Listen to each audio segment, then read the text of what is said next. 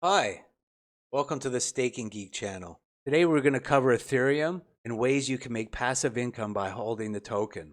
So let's get right into it. So here I'm on CoinMarketCap. Ethereum is the second largest crypto behind Bitcoin, market cap of almost 200 billion, down from around 450 billion as the all-time high. I believe we're coming out of the bear market. We're going to see some brighter days ahead of us.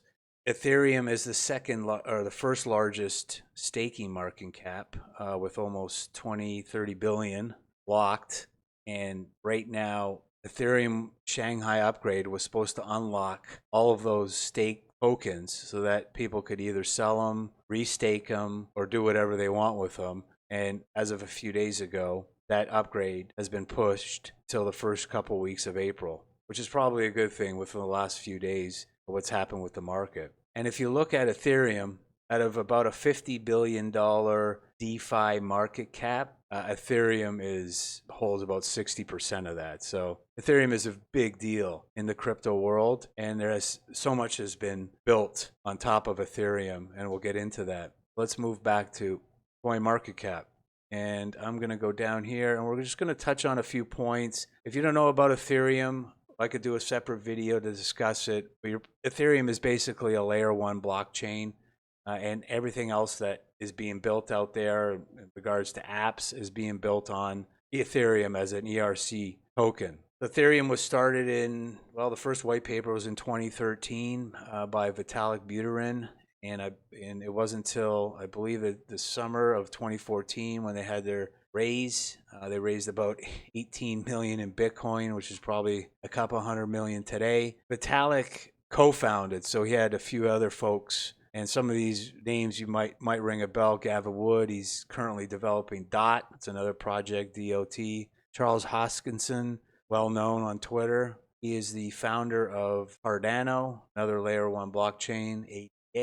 Joseph Lubin, who heads up the consensus. So what makes Ethereum unique? Well, some will argue that smart contracts have been around for a while, but according to this, Ethereum has pioneered the concept of blockchain smart contract. But basically, if you don't know about smart contracts, they're just automated code that performs different actions inputted by the user. When I first read about Ethereum way back in 2016, the internet computer, and it was going to be the next generation of the internet. That's what got me really excited. It was going to run on globally distributed network nodes that wouldn't be susceptible to downtime, censorship, and that got a lot of people excited. In addition to the smart contract, Ethereum's blockchain has been able to, like I said, host other crypto tokens with the ERC20 compatibility standard, and some of these have been USDT, Link. I mean, there's 40 of the top 100 crypto by market cap are built on Ethereum. If you haven't heard recently, Ethereum did a big upgrade, and people explain it as changing the engine on an airplane in mid-flight. Went off without a hook. There hasn't been any issues so far. Basically, what they did was went from Bitcoin's model, proof of work, and Ethereum was a little bit different. They use the GPUs in computers, but with Bitcoin uses these ASIC miners that run, they're energy hogs. They run at about 1100 watts every second, constantly running. And Bitcoin's energy usage is very high. And Ethereum wanted to change that. So they went to the proof of stake model that turned in and reduced the yearly energy consumption by 99.9%. And there's a lot of pros and cons, but basically, how is the Ethereum network? Ethereum network is secured by stakers. So there's validators and there's stakers. There's stake is when you deposit ETH. You need 32 ETH from a validator. But once you deposit that ETH into a staking network, securing the network by storing data, processing transactions, and adding new blocks to the blockchain. Total value locked Ethereum DeFi staking is almost $30 billion.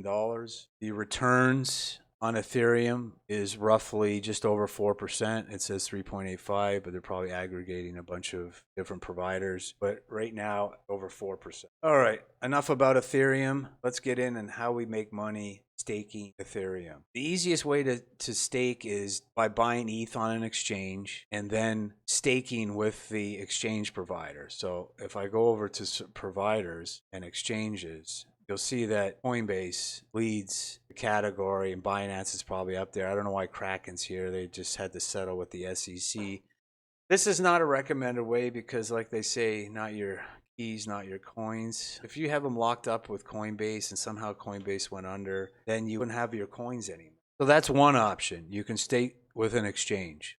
The next option is liquid staking providers. These are a few of the recommended ones. I honestly don't recommend any of them. I've used Lido in the past and it seems fine. And you can read about all of their audits on their website. Lido and Rockapool are the ones that I'm most familiar with. And if you have a Web3 wallet like MetaMask, you buy tokens on an exchange, you transfer those tokens that you bought, those ETH tokens, to your Web3 wallet. And then from there, it's pretty simple. You pick the token you want to stake. And with Lido, they have a few and they'll probably add more. And you basically stake Ethereum, but you connect your wallet, say how much ETH you want to stake, and hit the stake. As your staked ETH gets converted and you get STE.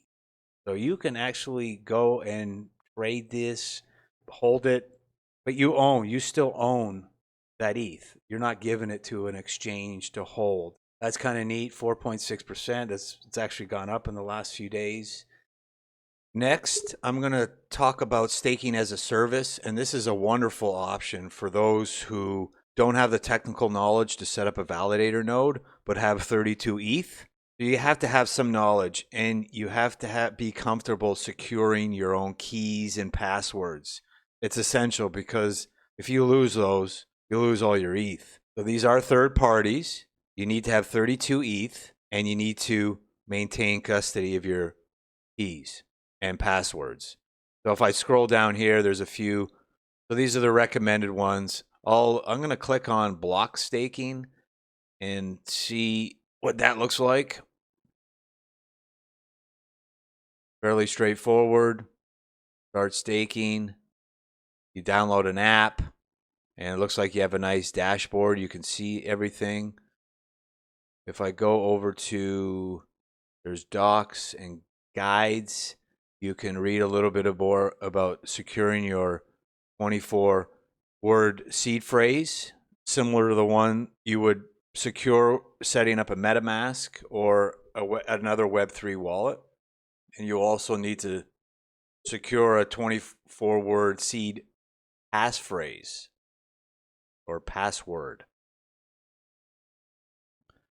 So that's another great option for people with 32 or more ETH. And I see this as growing, especially once the Shanghai upgrade is complete and the staking funds that are currently locked up. This is something that's going to take off because most people are going to want to stake their ETH off an exchange. And this is a great option for those who hold a lot of ETH. So if I go back here to staking rewards, it looks like setting up a validator or going with a validator as a service or staking as a service provider. Looks like your reward is just under 4%. But the thing with this is you own your keys. It really comes down to you, right? Your keys, your crypto.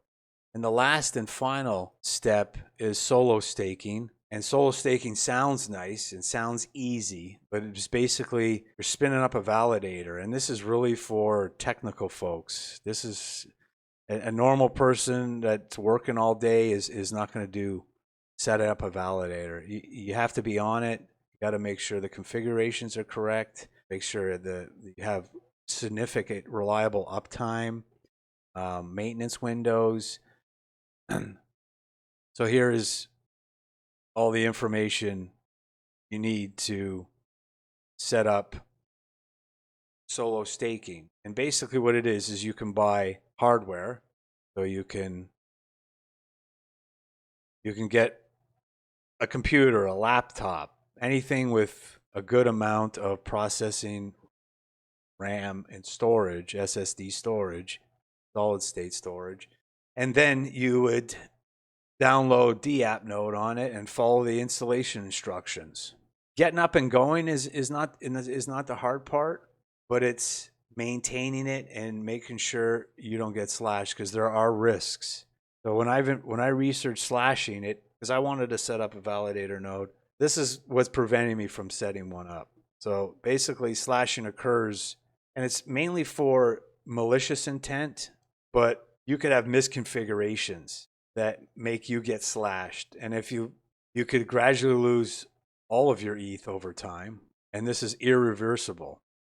So I don't know if I really want to take the risk. The chances of it happening are probably pretty slim if you're on it, but this is not something I want to take a risk with 32. There are other options. You can buy a plug and play unit, and it has everything you need. So you don't have to buy your own hardware. But if you look at some of this pricing, it's not cheap, right? And you can be a validator on various other layer 1 blockchains. So if you decided, hey, I want to be a validator on Avalanche or Near and Ethereum, you probably want to get some of these bigger upgraded ones. But I'm not going to go technically into how to set up a validator. I just want to give you your options from easiest to hardest. And there's so many different links and checklists. And I mean, you really want to do your due diligence. There's different clients. So there's a validator checklist. You can run through this and you'll see if you have everything, and you can read more about slashing and initial setup and security, having a firewall. So you can also run your own node, and running your own node, you don't get rewards. You don't need to stake ETH to run a node. During my research, I found a nice node, and they're currently in development. Basically, what you would do is some easy button. You click it, download the client software, and run it on your machine as you're computing through the day at work or on a personal machine. And basically, you're acting as an additional node on the network. So if let's say A node goes down, B, C, D, E, F are still there to pick up the load. This is probably something you're going to hear a lot more about in the future, but for now, we're not going to focus on that. I just wanted to share that with you. All right, so let's recap. So there's 3 different types of staking. You can stake on the centralized exchanges like Coinbase and Binance. You can do pooled staking like Lido or Rocket Pool, or you can do staking as a service with some of these folks. Or ultimately, you can set up and run your own validator node, which I'm not going to get into, but there are third-party companies that can help you with that. But I hope you liked the video. Hopefully, it was good information.